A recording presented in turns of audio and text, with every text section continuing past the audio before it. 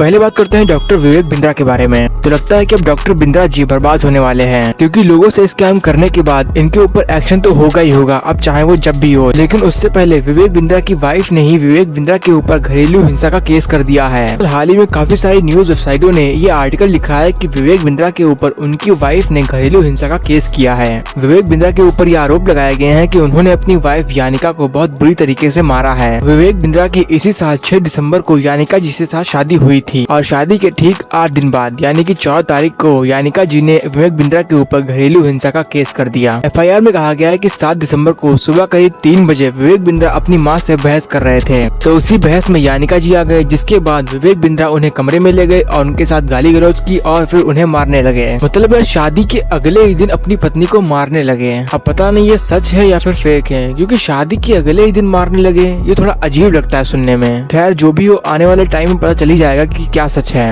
यानिका जी को इतनी चोटें लगी हैं कि उनके शरीर पर घाव ही घाव है और उनको सुनाई भी नहीं दे रहा है। वही यानिका के भाई वैभव ने विवेक बिंद्रा के ऊपर कड़ी से कड़ी कार्रवाई करने की मांग कही है। तो अब अगर विवेक बिंद्रा ने ऐसा कुछ किया है तो अब उनको बर्बाद होने से कोई भी नहीं बचा सकता है, क्योंकि अगर कोई ऐसा वैसा केस होता है तो उसमें चलो थोड़ा बच भी जाओ, लेकिन ऐसे केसेस में आप बिल्कुल भी नहीं बच सकते हो। हर इंसान की नजरों में आप गिर जाते हो, लोग आपसे नफरत करने लगते हैं। और कुछ टाइम से इनकी इमेज तो बढ़िया चली रही है, जिसमें अब ये थोड़ा और ऐड हो गया। और अगर इनके ऊपर जितने भी आरोप लगाए गए हैं वो सभी आरोप सही होते हैं तो फिर इनको कोई भी नहीं बचा सकता है। इनके पास सिर्फ एक ही रास्ता होगा और वो रास्ता होगा इंडिया से ये भाग जाएं। तो अब देखते हैं कि इन सब चीजों को ये कैसे हैंडल कर पाते हैं और कैसे डील करते हैं, क्योंकि आने वाला टाइम इनके लिए बहुत ज्यादा खराब होने वाला है। आगे बात करते हैं एल्विश यादव के बारे में। तो हाल ही में एल्विश यादव का एक वीडियो वायरल हो रहा था, जिसमें लोग ये प्रूफ कर रहे थे कि एल्विश की जम्मू कश्मीर के कटरा में लड़ाई हो जाती है, जहाँ पर उनको पीटा जाता है और फिर वो वहाँ से दुम दबाकर भाग लेते हैं, जो कि ये बिल्कुल एक फेक न्यूज है। और एल्विश ने इसके ऊपर रिएक्ट भी किया है। एल्विश ने कहा है कि जब तक ऐसे न्यूज वाले जिंदा हैं, फेक नैरेटिव चलते रहेंगे। मेरे पे हाथ उठाने वाले जिस दिन पैदा होंगे उस दिन कलयुग का अंत होगा।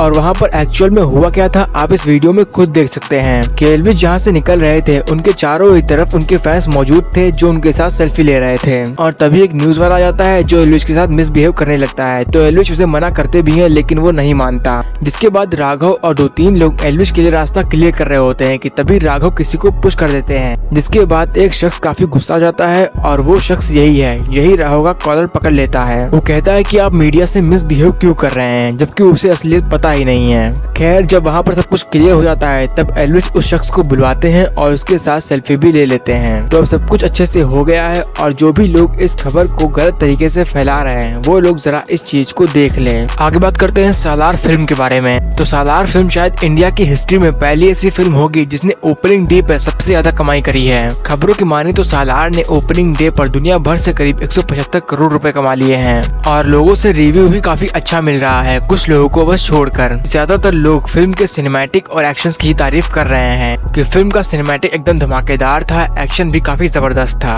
वही बात करें शाहरुख खान की डंकी का, तो उसने अपने ओपनिंग डे पर दुनिया भर से करीब 58 करोड़ रुपए कमाए हैं, जो कि शायद शाहरुख खान की पिछली 2 फिल्मों के ओपनिंग डे से काफी कम है। बाकी लोग इस फिल्म को काफी पसंद कर रहे हैं, लोगों से इस फिल्म के लिए पॉजिटिव रिव्यू मिल रहा है। लोग इस फिल्म के हर कैरेक्टर को पसंद कर रहे हैं और राजकुमार हिरानी को थैंक यू बोल रहे हैं ऐसी फिल्म को प्रेजेंट करने के लिए।